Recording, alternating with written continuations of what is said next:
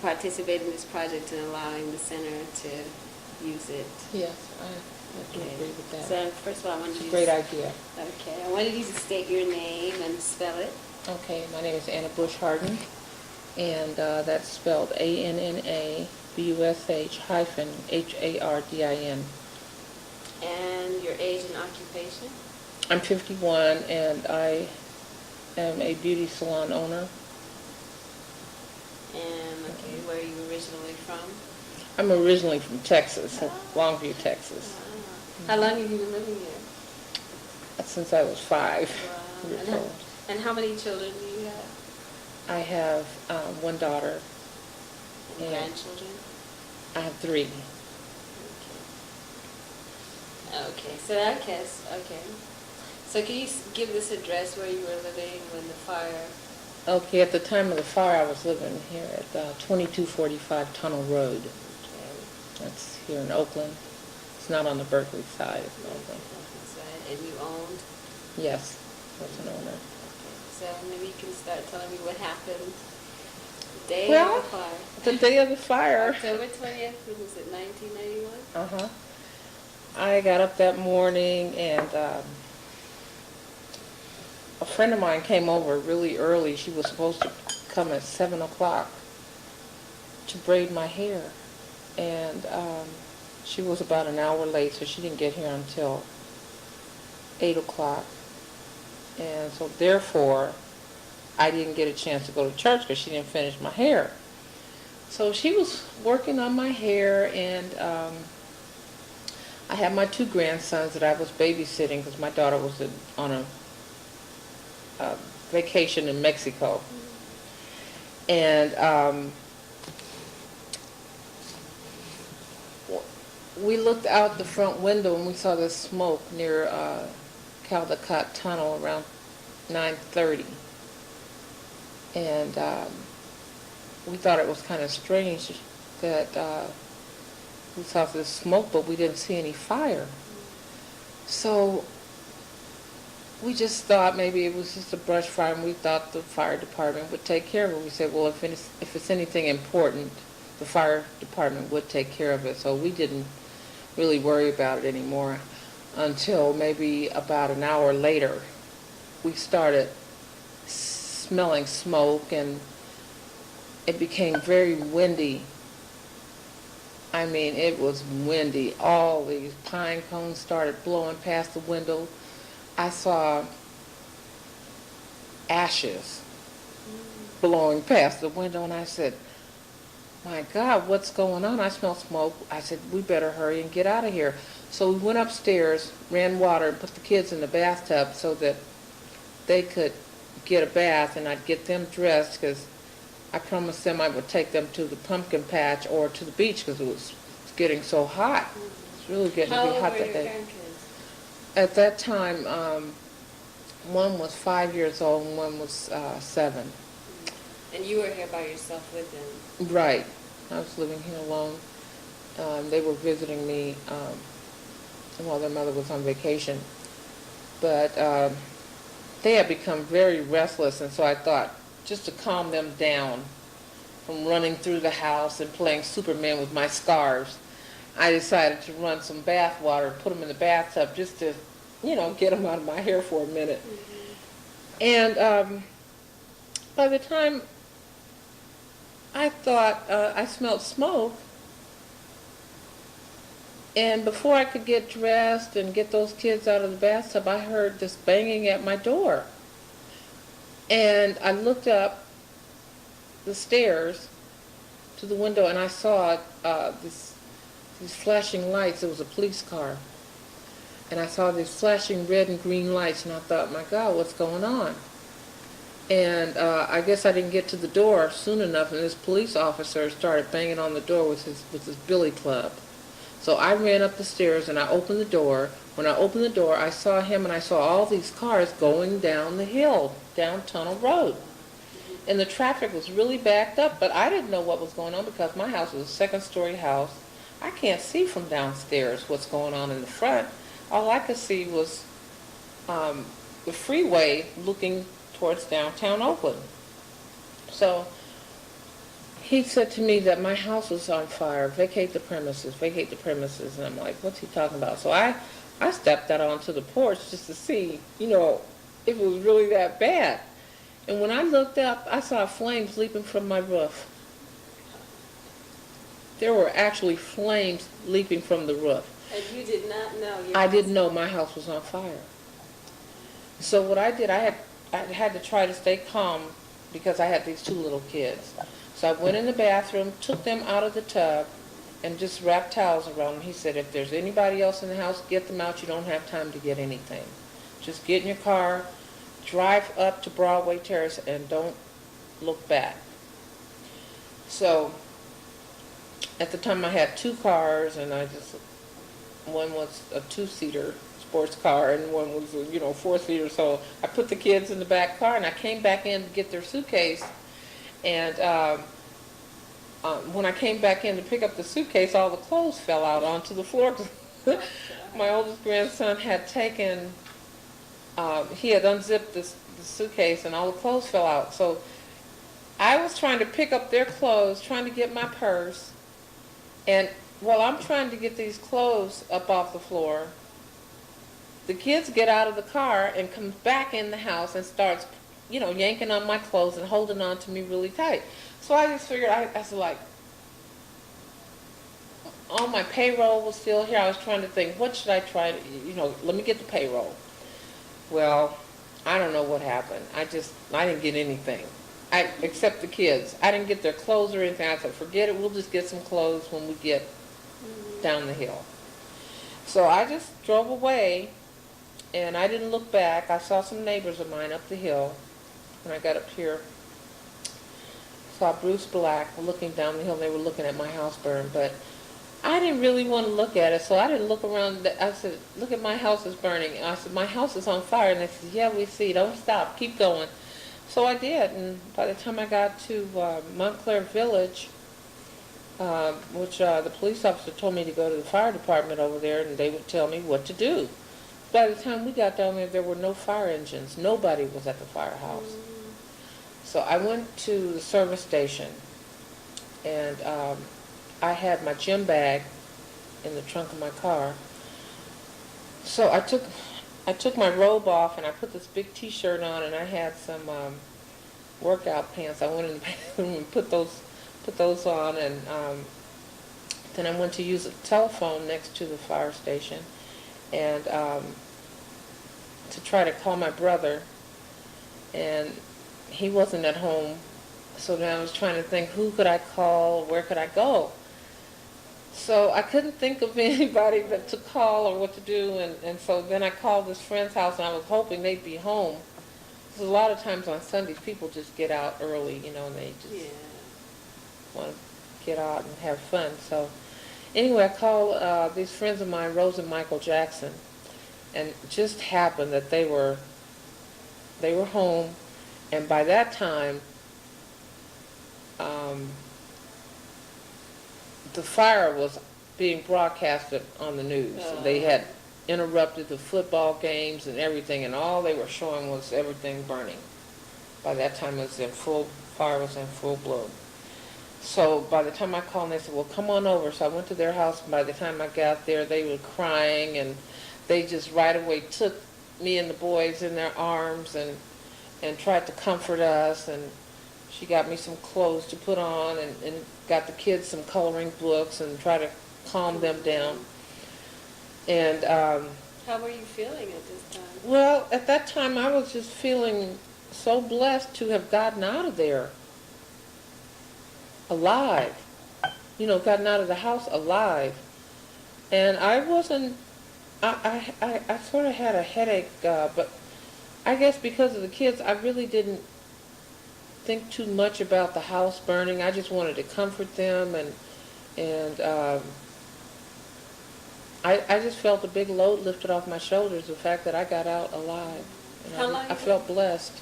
How long had you been living in the house before the fire? I had been living in the house since '83. So That was about 8 years. Mm-hmm. So anyway, I think I calmed down, got the kids all calmed down, what we did was we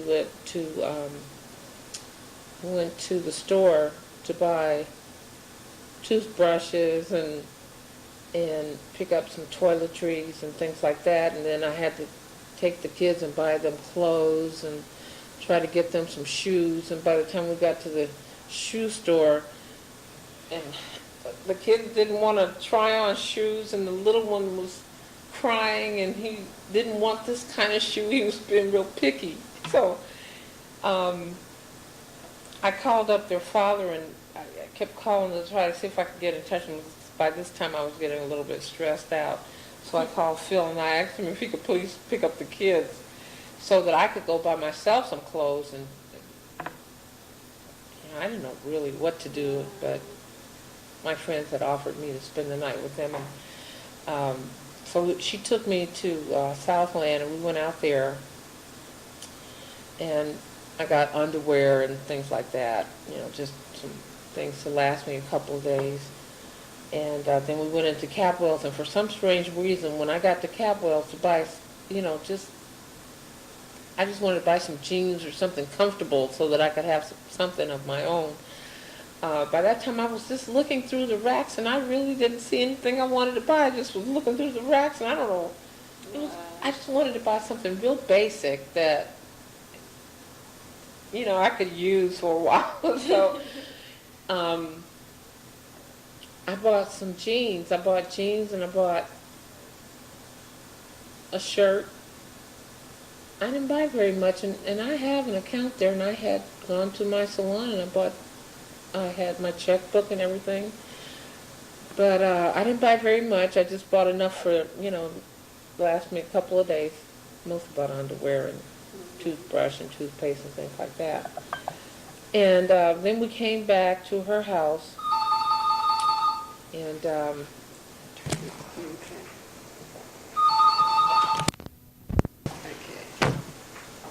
after we bought those things and came back to her house, she gave me a drink. We were sitting there watching TV, and everything was just about the firestorm. Every channel you turn on was just nothing but fire. And when I realized how big this fire was, by that time I sort of knew because of the smoke and fire all over town. The sky was black, and it just felt like it was the hottest day that I had ever felt in my life. The sun was so blasting hot. Mm-hmm. So we were watching that on TV, and they gave me a drink of brandy, and I laid on the sofa, and I fell asleep.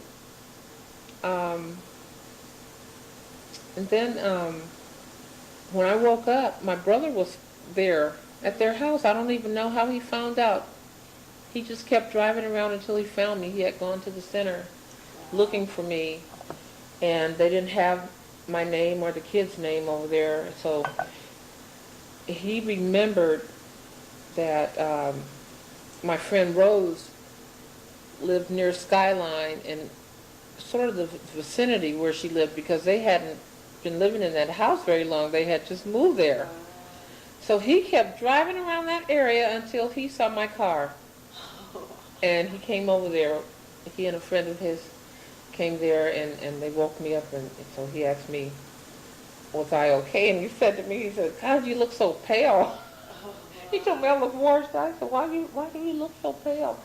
And I didn't realize I was looking pale. I don't know. I guess because I didn't have on any makeup or something. But that could also have been shock. yeah, he wanted me to come. We sat there and visited with Rose and Michael for a little while, and then he wanted me to come to his house and stay over there. He said, well, come stay at my house and and stay with them tomorrow night or something. But anyway, we left, and I went to his house to spend the night, and then the next day, this friend of his called, and while I was over there the next day or so, this friend of his called and asked me if I had contacted my insurance company. And I said, no, I hadn't. You know, this might have been like a couple of days after the fire. I said, no, I haven't. As a matter of fact, I don't know who to call or what to do. I said, he said, you should call and report a claim. I hadn't even thought of that. Maybe I was in shock. Yeah. But I never thought of that. I didn't know what I was going to do. I just, So it had registered to you that your whole house had burned down. You had no place to go back to. right. I knew that, but You were just happy to be I was alive. happy to be alive, and I was just going on trying to just continue my life as normal. I was trying to just continue as normal. I had a dental appointment that Monday after the fire. Fire was on Sunday. That Monday I went to my dental appointment. And the doctor and the nurses were looking at me so strange they couldn't believe it. They said, how could you be here and your house just burned down? I said, well, what am I supposed to do, stop living? So I went to my dental appointment, and coming out of the garage I had torn the antenna off my car, so I went down to the dealership and had that repaired. And then I went and bought some boots. I think I bought boots, or shoes or something. I went and bought some shoes because I only had sandals. I didn't have any regular shoes. So I went and bought some tennis shoes. And it was just, I ran into a couple of people I knew, and I said, yeah, my house is burned down, it's all gone, and all this stuff. So I was just talking to different people. And everybody was real understanding, and even though I didn't have any ID or any credit cards, they let me cash checks to buy things that I needed. So then about a week or so later, after I had called my insurance company, they sent a catastrophe team over to my workplace. And So you were insured? yes, I was Fully insured. insured. Yeah. So they told me they brought a check. Oh, at first they told me to go to this place in Hayward. I had to go to Hayward to get a check, and check was to get a place to stay and to get some clothes. So I went out to Hayward, went to that office. Then after that, maybe about 10 days later, they sent the catastrophe team. And they brought me a check. And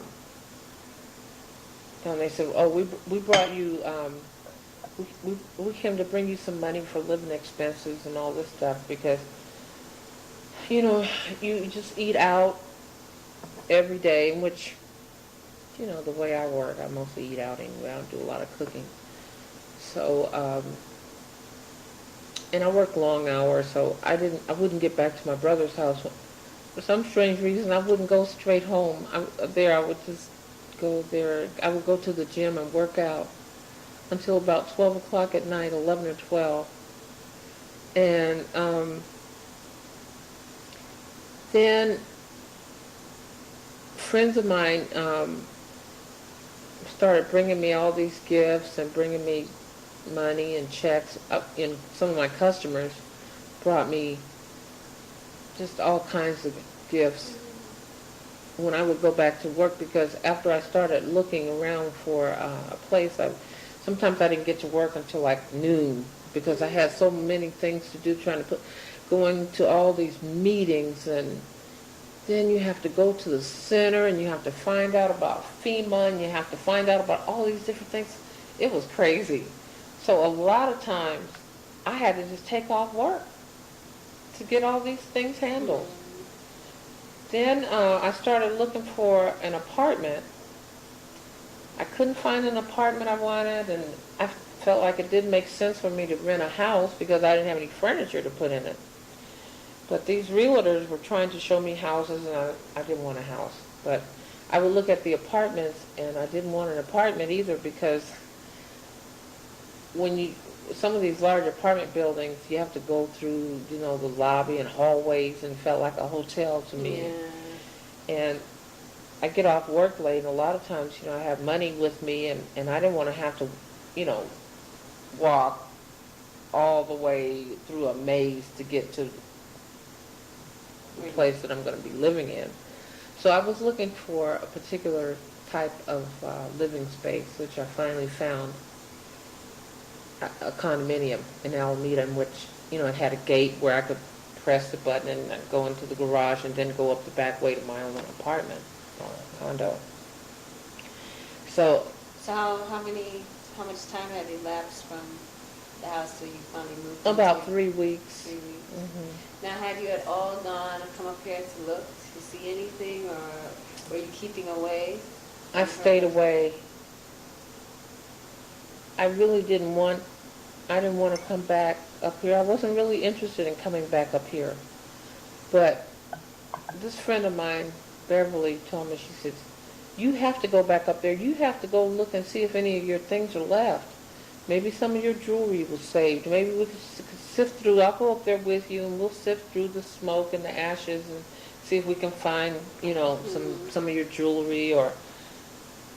And I thought maybe I had this one bronze. I thought maybe my statue and my Kuan Yin marble statue would maybe have been saved. But when we got up here, that marble statue, I saw where this big white thing was sitting there, and I went over and I touched it, and it just disintegrated. It just was like a pillar of salt that just fell.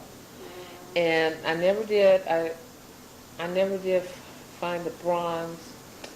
I never found my jewelry or any of the stones from my jewelry. And I knew where I had my jewelry. I knew where I had the safe and everything, but I guess the safe exploded. Everything melted, even the glass. There was all this glass. It was just globs of a massive matter. Was there anything, well, of course all your possessions are special to each individual who owns them, but, you know, a lot of people have talked about losing photographs, things that cannot be replaced. You know, sometimes jewelry can or cannot, but, you know, if you wanted to talk about some of the stuff that you lost and how you were able to deal with it, because a lot of times people would tell me, you know, that maybe they'd be looking for their favorite pair of jeans, and then it dawns on them that it was burned up in the fire. Yeah, that happened. That happened to me for a while. I'd go shopping and I'd say, oh, this will look good with my so-and-so, and then I realized, oh, I don't have that anymore. So I think I took a different perspective after the fire on dressing and the way I dress. I was very cautious about what I would buy. If I bought anything, it would have to be something that I just really liked a lot. Whereas before, I would just buy clothes and I wouldn't think about it too much. But after the fire, it was like I had to put a lot of thought into everything. At first, right after the fire, I really didn't want to buy any clothes. I felt like I had everything I needed. When I had my tennis shoes, I had some jeans. I bought a pair of workout pants, and that's why I bought the tennis shoes, because I wanted to go to the gym, and I bought some T-shirts. And basically, I was satisfied with that. I didn't... Oh, God. That's all right. But anyway, when I found that, you know, when I go shopping, even now when I go shopping, I try to buy things that I really like a lot. And and things that are, for me, that I feel are practical and that I will use for a long time. Whereas before, I just used to buy things just because it was fad, it was the in thing to have. And but now I think differently. What about some of the stuff you talked about, that marble? Some of the stuff marble you lost, statue. Yeah, that was, you know, any kind of special mementos or things? Well, I really loved my black lacquer baby grand piano. and I had this Arete statue called Latasca sitting on top of it. And that's the statue that I was trying to look for. I thought maybe it wouldn't burn, but it did. It melted.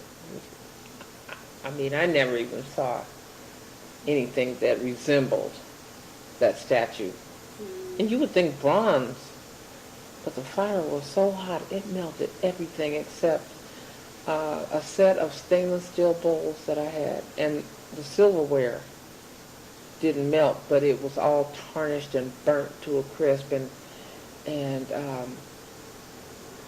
the bathtub was still there.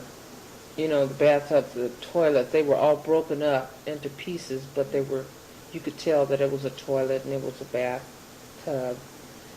And let's see what else was left. Some of my china, some of my fine china, it was all stacked, just like it was stacked in the china cabinet. All the silverware was still stacked. The stacks of forks, because it was in a box. Stacks of forks, stacks of spoons, and they were all stacked. So this is on the ground. It was on the ground. And some of the dishes were still in stacks, but they were all burned. All the pattern was burned away. The silver around the rim was burned away.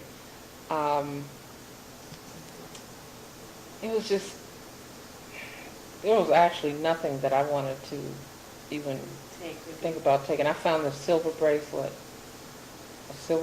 of mine that was still, I probably might be able to polish that up. Did you ever, cry about it, or, how? I didn't cry about it. I never cried until 1 year later. The weekend of the anniversary, I was at church, and I started crying, and I couldn't stop. Because I had just been going so much, and so many things happened after the fire. I had been going through a lot of other things besides just the fire. I had been going through a divorce. My husband had moved out a year before the fire, and we were right in the middle of the divorce. And after the fire, he started asking for more money, even though he wasn't on the insurance policy. We had already settled on and agreed on an amount that he would be paid. But after the fire, he kept calling my insurance company every day. I was going back and forth to my attorney's office and trying to deal with that. And then my eye pressure went up to 47. I had eye surgery, glaucoma. The fire was in October. I had a glaucoma operation the first of the year. Maybe before that. No, it was before Christmas. Right around the holidays. So I had a lot going on. I didn't have time to think about the fire. I didn't have time to think about what I had lost. All I could think about was survival and making the right decisions as to the divorce. I had no idea. It never dawned on me that I wasn't going to be taken care of. I had so many people who were so supportive, such a network of friends and family. Actually, more friends than family, because a lot of my family, I actually only have my brother up here. The rest of my family lives in San Diego. So actually, my friends did a lot more for me than anybody. Friends and customers, from my beauty salon. So I really didn't have to worry about things of necessity, because all those things were given to me as gifts, even down to my dining room table, dishes, toasters, irons, all of my appliances. This is when you moved into the apartment. Your friends gave you. Well, no, even before that, one of the girls that work at my shop at the salon gave me like a warm housewarming thing, and all these customers came and brought me gifts. But even before she gave me that, they would just bring things. I would come to work, and gifts were all over my station, envelopes with money, and then my church was so supportive. They kept bringing me money down to this business, and I couldn't feel bad. I couldn't feel bad about the fire because I was so blessed that I had all this love, and people were caring for me. My daughter was taking care of the business, and she would just tell me to go and do what I had to do, and my customers were so understanding. And so once I moved into my apartment, I had an old friend of mine that I hadn't seen in ages. She just came right in and kind of took over. Took me to Mendocino to get away for a weekend. Met with another old friend up there, and then we came back. They took me to the Furniture Mart, got me a pass to come in so that I could buy some things that I needed, some pictures for my walls. And when I moved into this condominium in Alameda, the next door neighbors brought me a cake that they had baked. They baked me a cake and brought a pot of coffee and welcomed me. They didn't know that I had been in the firestorm either. Wow. This guy just baked this cake, and he came over with a whole pot of coffee. All we had to do was plug it in. And four of my friends were over there, and we were waiting for the furniture to be delivered. And we all sat there having cake and coffee, and it was just like everybody treated me so good I couldn't be depressed. And even one time I felt really down, and that was after my eye surgery, when I had to take off work and I had to sit and I couldn't go out because my eyes were very sensitive.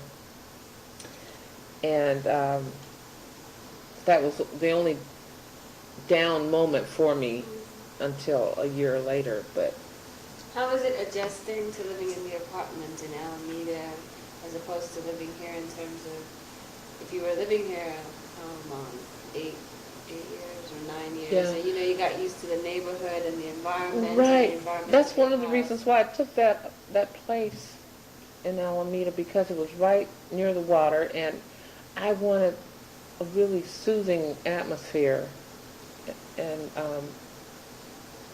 a really quiet place. And I moved in there, and it turns out this place wasn't so quiet because it was right on High Street, and I thought it was the wind at first, but I could hear the cars going across the High Street Bridge. Oh.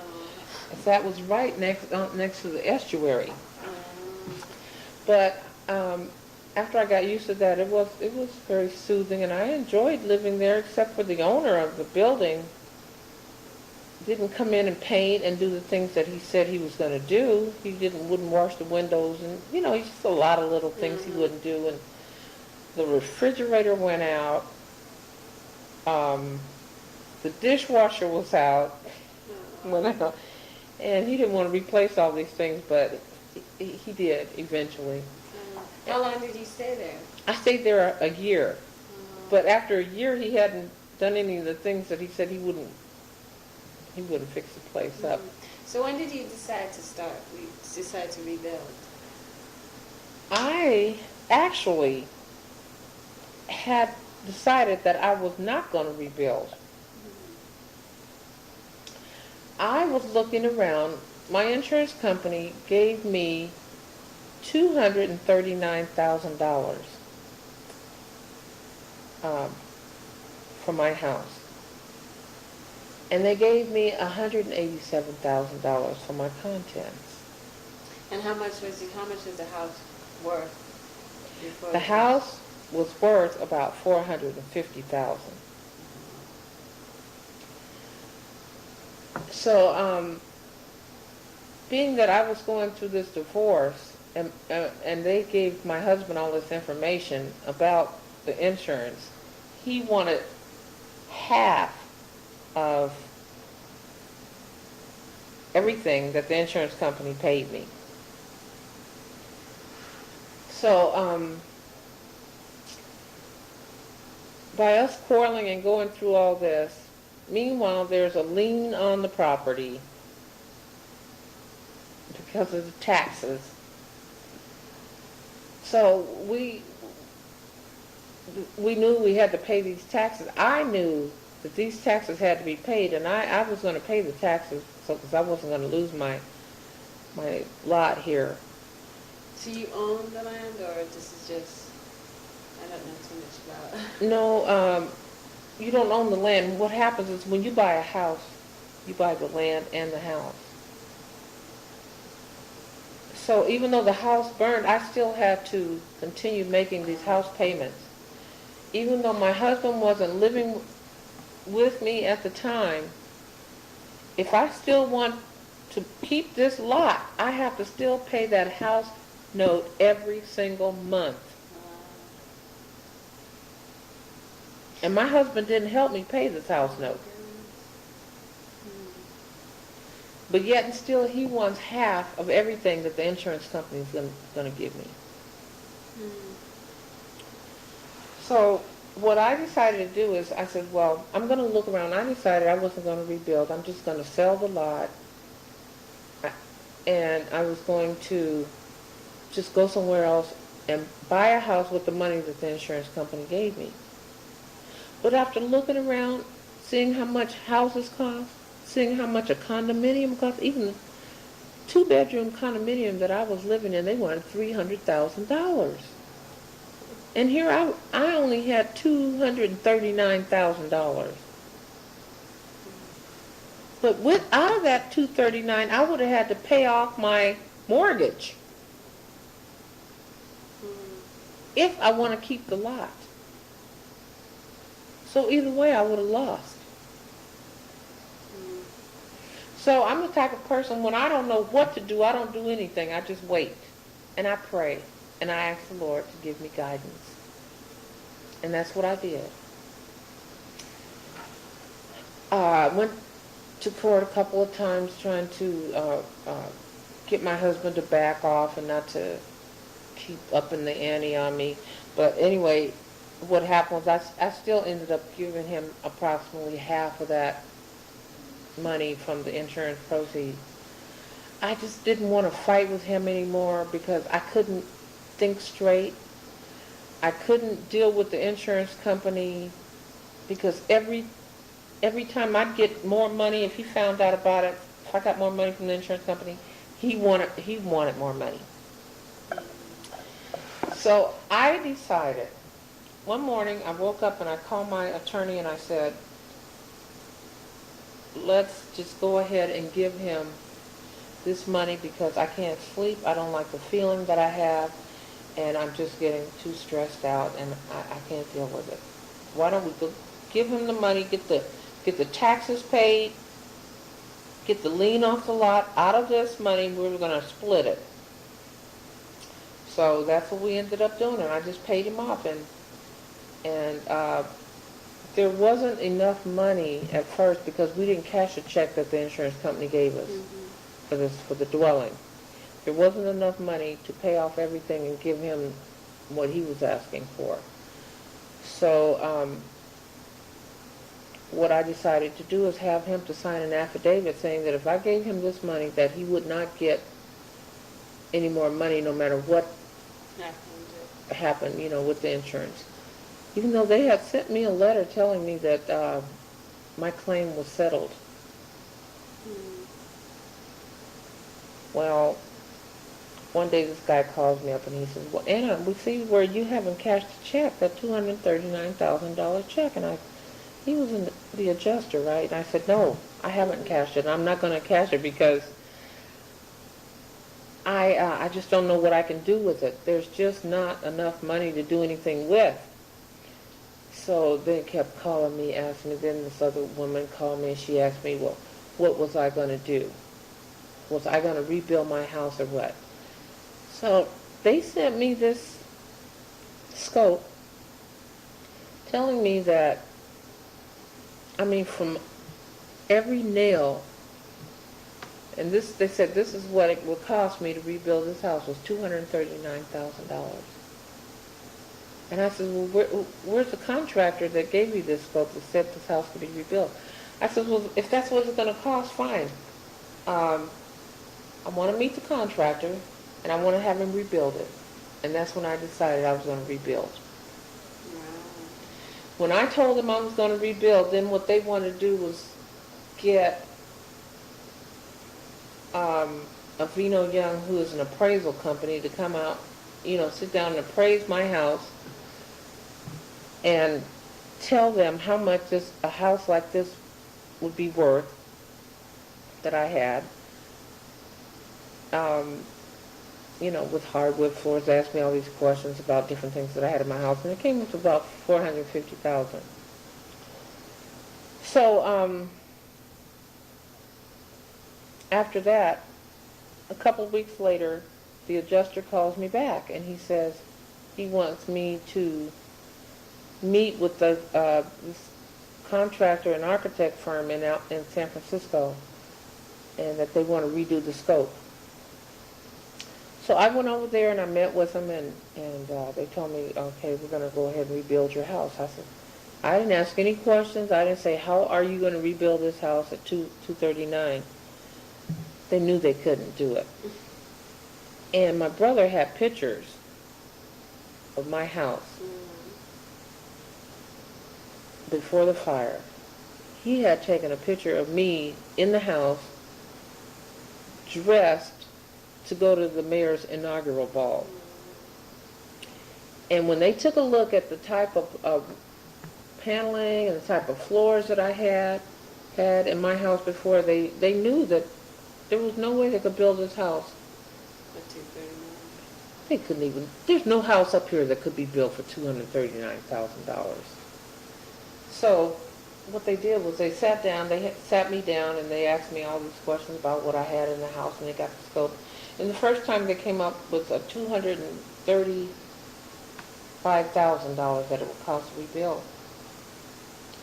And they had me pick out, to ask me what kind of kitchen I wanted, what kind of house I wanted, and all this. And it was really hard for me to even try to decide what type of house I wanted, because this was a year later after the fire. How old is your house originally? About 20 years old. It wasn't really old, but it wasn't brand new either. So they wanted to get some ideas of what I had in my house before, and what I want to put in it, when I rebuild. We sat down, we got the scope. I had another meeting with them, and the scope came up to $570,000. Wow. So they finally started rebuilding, and I had some really bad experiences with contractors before. So I had my attorney, I hired my business attorney to oversee the complete building of my house, to make sure that I was protected.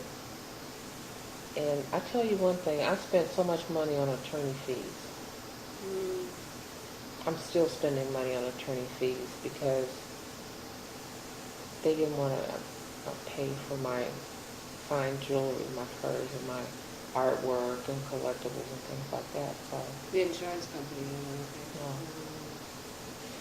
After going to all the meetings, I found out so many things that I had never known about insurance companies, and about how each portion of the insurance is a coverage for different things, like for your contents, your jewelry, furs, fine art, pertinent structures. That's a separate portion of it. They had to pay a certain portion to clean the lot. Everything was just so confusing. And then once I realized and learned how the system worked, I said, oh, okay. Well, then they were supposed to pay for this, they were supposed to pay for that, and that's a lot of things that they hadn't paid me for. So what I did is I went and hired an insurance attorney. And after I hired that insurance attorney, I got my money. But now, I found out they have to pay to move me back into my house when I got ready to move back in here. There were just so many things that I learned. I mean, I could just write a whole book on it. How long have you been back? 2 weeks. 2 weeks? Mm-hmm. How has it been for you? I mean,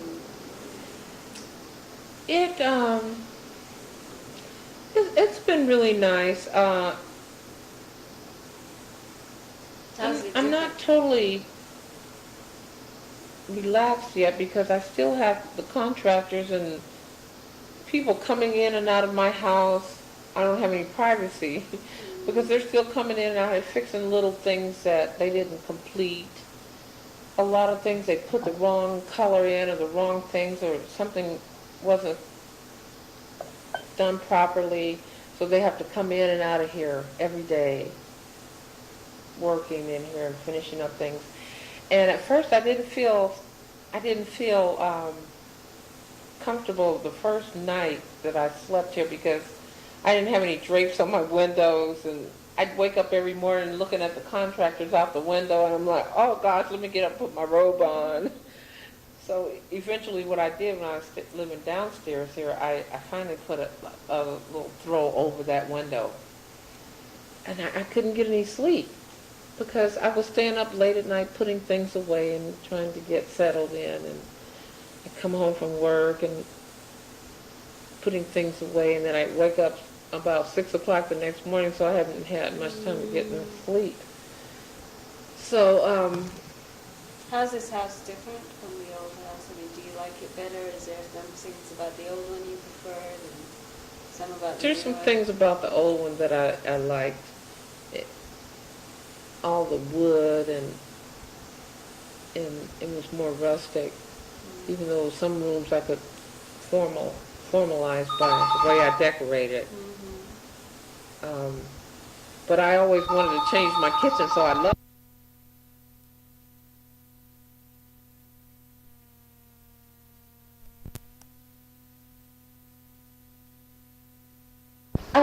I love the kitchen because it's brighter. When I had the house before, even though we switched the house around, the family room used to be on that side underneath the garage, and now it's on this side.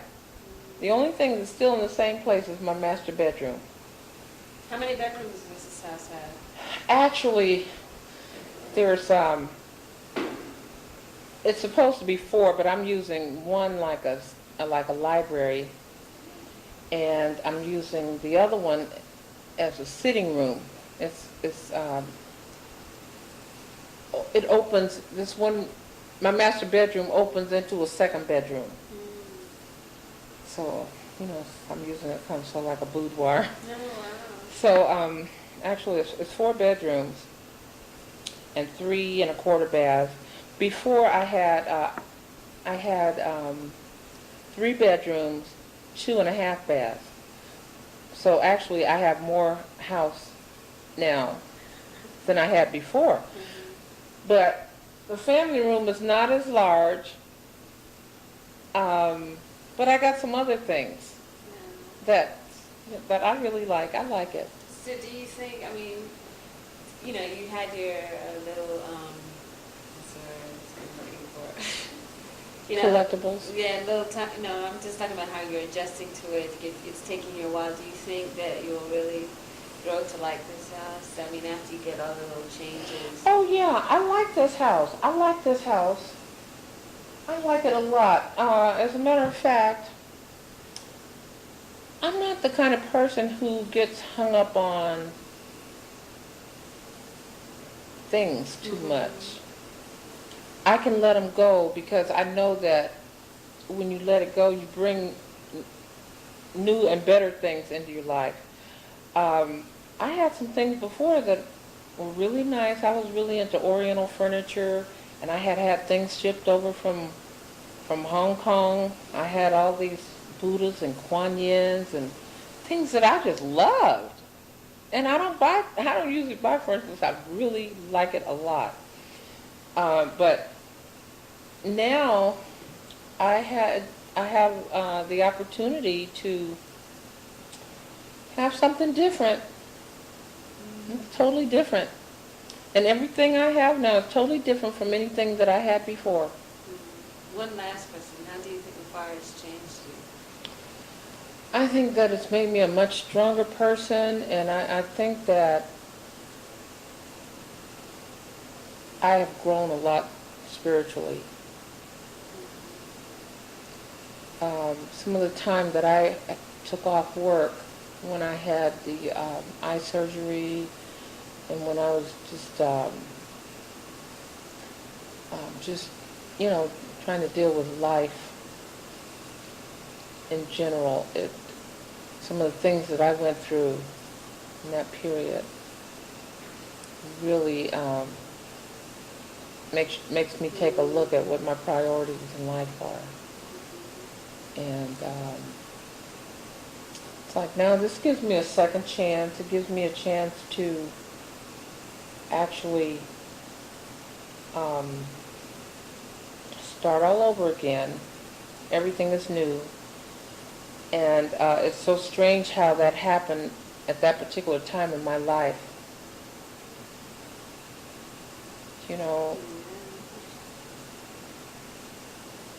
But a lot of people are still fighting. A lot of people are, still misplaced. And I thought I was really going through a hard time because of being a single black woman. I was going to ask you about that. I thought that because I was black and single, I thought that was part of the reason why the insurance companies handled my claim the way they did. But I guess not. When I hear you say a lot of other people aren't in their houses. But I think one of the reasons why I got back into my house as soon as I did was because I hired an attorney to oversee the construction. I had to hire an attorney to make sure that I was treated fairly by the insurance company. And these are two different separate attorneys. But I have had to spend a lot of money to get treated fairly. But it's worth it.